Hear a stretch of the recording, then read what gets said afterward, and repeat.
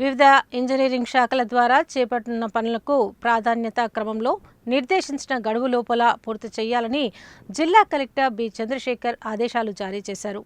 Pending పనులను వెంటనే పూర్తి చేయాలని చెప్పారు.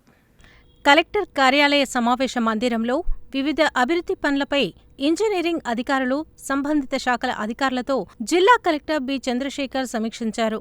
ఉపాధి హామీ పథకం ద్వారా చేపట్టనున్న అంగన్వాడీ కేంద్రాలు, మూత్రశాలలు, అంగన్వాడీ భవనాలు, గ్రామ పంచాయతీ భవనాలు, పాఠశాలల ప్రహరీ గోడలు, కాంపౌండ్ గోడలు, మూత్రశాలల నిర్మాణం వంటి పనులు వేగవంతం చెయ్యాలని తెలిపారు. చిన్నారులు మరియు విద్యార్థులకు మౌలిక సదుపాయాలు అందేలా నాణ్యతతో పనులు చెయ్యాలని సూచించారు.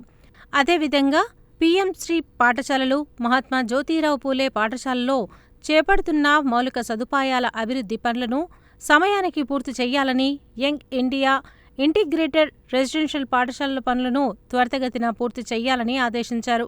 ఎస్డీఎఫ్, ఎంపీ ల్యాడ్స్ నిధులతో చేపడుతున్న పనులు ఎక్కడైనా పెండింగ్లో ఉంటే వెంటనే పూర్తి చెయ్యాలని చెప్పారు.